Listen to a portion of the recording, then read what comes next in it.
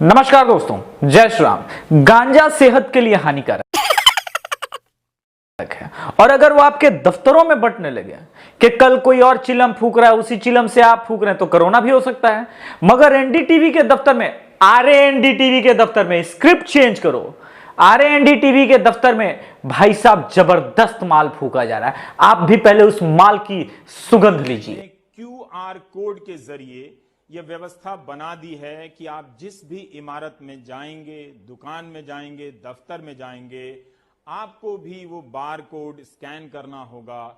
और इससे होगा क्या कि आपके हर जगह जाने का एक रिकॉर्ड दर्ज होगा और फिर अगर आप संक्रमित होते हैं तो पता चलेगा कि आपके संपर्क में कौन कौन आया, आपको किससे हो सकता है और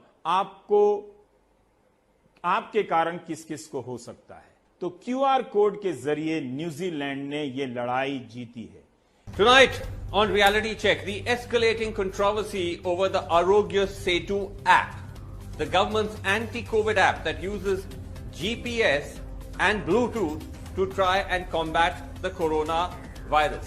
Similar to apps around the world, and just as in India, across the world there's a fierce debate raging over these apps because on one hand they guarantee or they promise to guarantee a degree of protection against the virus, but on the other hand there are serious questions of the violation of privacy, whether these are in fact turning into surveillance. तो NDTV के प्रमुख जो है पत्तल चाट पत्रकार रवीश कुमार ने New Zealand की बड़ी वाहवाही की। बहुत अच्छा काम किया भाई, कोरोना से लड़ा है।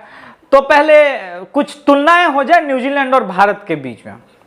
2,62,000 वर्ग किलोमीटर में फैला हुआ है देश, जिसकी आबादी लगभग 48 लाख है। चलिए 2018 का सेंसस हम 50 ही मान लेते हैं, 50 लाख है, ताकि कंफ्यूजन ना रहे रवीश जी। अब भारत की आबादी जो स्क्वायर टोटल एरिया है, अगर आप सिर्फ वेस्ट बंगाल को एक्सक्लूड कर देंगे ना तो उतना ही बचता है।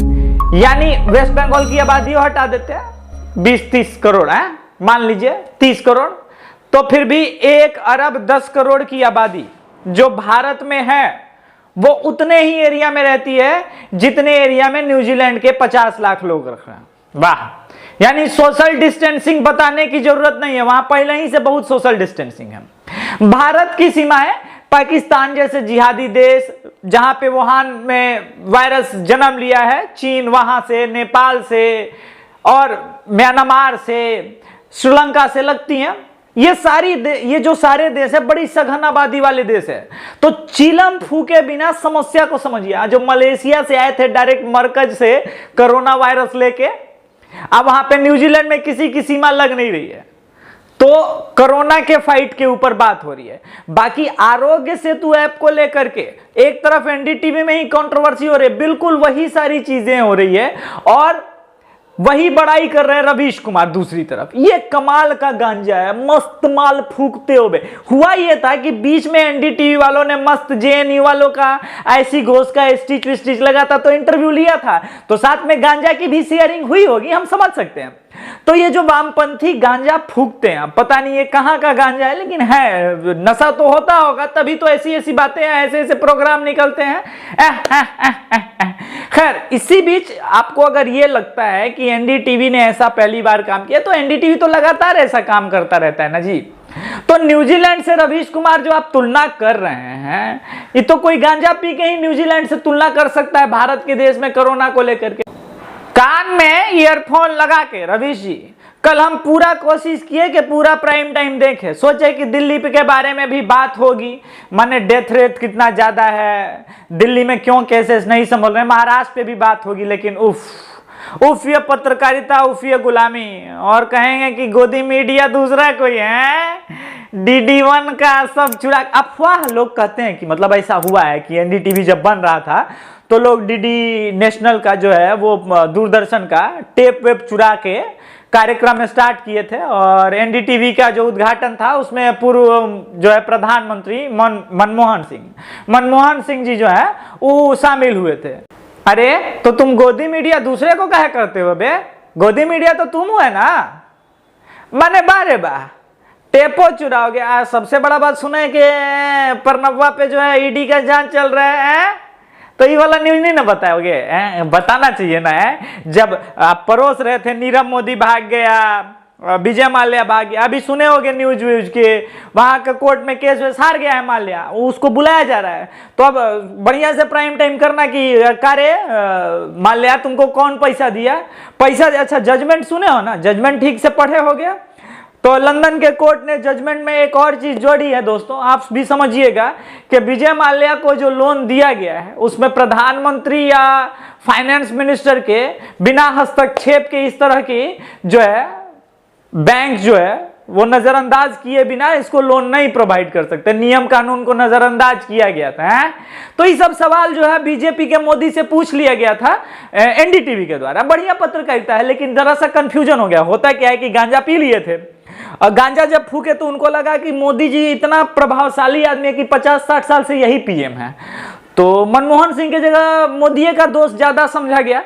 तो इसमें हम एनडीटीवी का ज्यादा दोष नहीं देंगे, एनडीटीवी नहीं एनडीटीवी। क्या यार, पूरे सोशल मीडिया में हर बच्चे को इस चैनल का नाम पता है, तुमको स्क्रिप्ट राइटर को पता नहीं है, निकालो यार। खैर एनडीटीवी के मैं से अवार्डधारी नमन हो, जिस तरह से आप लोग पत्रकारिता कर रहे हैं, 100 किलो नमन रहेगा। दोस्तों उरुग्वे एक छोटा सा देश है।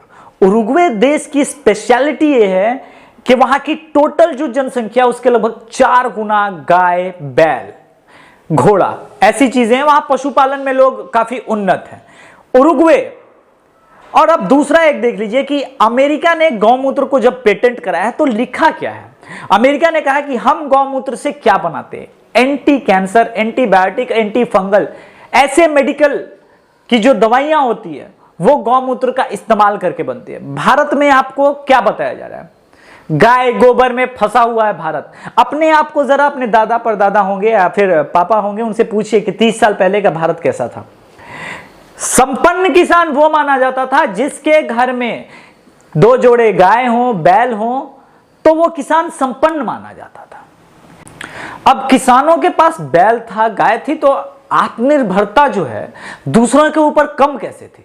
अब एक छोटा सा उदाहरण देते हैं। ट्रैक्टर लिया आपने, ट्रैक्टर के लिए आप तेल को लेकर के निर्भर हैं, किस पे, अरब के। बाकी कई ऐसे प्रोडक्ट्स हैं जो चाइना में बनते हैं या बाहर में भी बनता होगा, जर्मनी में भी बनता होगा। तो उसके लिए भारत कम से कम फिलहाल जो है वो दूसरे देशों पे निर्भर है। पर ऐसा भारत के साथ पहले नहीं था। यही वामपंथियों, आप अगर गाय पालते हैं तो आप पिछड़े हैं, मगर आप कुत्ता रखते हैं विदेशी ब्रीड का तो आप मॉडरेट हैं। आपकी समझ को इन्होंने घास चरवाया। ऐसे ही वामपंथी पत्रकार और ऐसे ही वामपंथी बुद्धिजीवियों ने और इन्हीं के गांजा के संपर्क में आने के वजह से आपकी बुद्धि घास चरने चली गई। तो अब आत्मनिर्भरता जब बात हो रही है कि चाइना से अभी युद्ध के मौसम बन चुके हैं, मैं आपको ये सारी तस्वीरें दिखा रहा हूं। टैंक्स, गाड़ियां लिए हेलीकॉप्टर के थ्रू कैरी की जा रही है बॉर्डर पे। अब आपको वामपंथी आएंगे और फिर से ज्ञान देंगे कि चाइना से असंभव है छोड़ना। मैं कहता हूं क्यों नहीं संभव। सपोज मेरा भाई है, वो इस वक्त MI का फोन यूज कर रहा है। MI एक चाइनीज प्रोडक्ट है, अभी यूज कर रहा है, तो बाइकआउट तो कभी भी स्टार्ट किया जा सकता है। तो आपको ये वामपंथी क्या देंगे कि MI फोन से ट्वीट करके कह रहा है कि चाइनीज प्रोडक्ट छोड़ देंगे। बिल्कुल छोड़ सकता है, क्यों नहीं। अभी सॉफ्टवेयर त्यागने की बात हो रही है और हार्डवेयर बात हो रही है 1 साल के अंदर। तब तक कई ऑप्शन आए, एक बार आप छोड़ना चालू तो कीजिए। दुनिया आपकी तरफ देख रही है, अपने प्रोडक्ट्स को वो रीलॉन्च करेगी और आपके पास लेके आएगी। आपके पास आएगी वो प्रोडक्ट्स और मोबाइल में ही कई कंपनियां आ जाएंगी जो भारत में अपना मोबाइल बेचने को आतुर हैं। चाइनीज कंपनियों ने आपको कब से घेरा है, कितने सालों से? मात्र 4 से 5 साल। 5 साल पहले चाइनीज मोबाइल के दर्शन नहीं थे। और थोड़ा पीछे चलिए, जब नैंड गेट series, N series mobile start हुआ था नोकिया का, नोकिया उस वक्त चाइनीज कंपनी नहीं थी। उसके बाद इस पूरे मार्केट को टेक ओवर किया सैमसंग ब्रांड ने, HTC ने। तो ये कंपनियां कहां की थी? इसलिए चाइना पर यह जो कहना कि चाइना को हम नहीं छोड़ सकते डिपेंडेंट है, इतने डिपेंडेंट है, ये गलत है। इस आदत से बचिए। और इस प्रकार से जिहादियों के ऊपर मेरा एक और एपिसोड कंप्लीट होता है। अगले एपिसोड में फिर से किसी जिहादी के ऊपर हम बात करेंगे, लेकिन उससे पहले एक महत्वपूर्ण जानकारी आपको दे दूं। आप मेरे वेबसाइट abhishektiwari.com के थ्रू डायरेक्टली मेरे संगठन आर्यावर्त सनातन से जुड़ सकते हैं। आर्यावर्त सनातन संगठन की भी वेबसाइट निर्माण का काम चालू है और इस वेबसाइट को भी बनने में 10-15 दिन का ही मात्र टाइम लगेगा। रजिस्ट्रेशन नंबर के लिए अप्लाई हो चुका है और लेटर पैड भी छपने को दिया जा चुका है। जो लोग मुझसे जुड़ चुके हैं उनके घरों पे या मेल के थ्रू 15 दिनों के अंदर उनके ऊपर जिम्मेदारी दे दी जाएगी, कार्यभार सौंप दिया जाएगा। एक और बात, मैं अध्यक्ष नहीं हूं, मैंने सिर्फ इस संगठन की विचारधारा रखी है, सोचा है। अध्यक्ष, उपाध्यक्ष, कार्यकारी अध्यक्ष, जिला अध्यक्ष, प्रदेश अध्यक्ष, आप में से ही कोई लोग बनेगा। आप में से ही मुझे उस अमित शाह की तलाश है जो इस संगठन को नई ऊंचाई दे। जय श्री राम।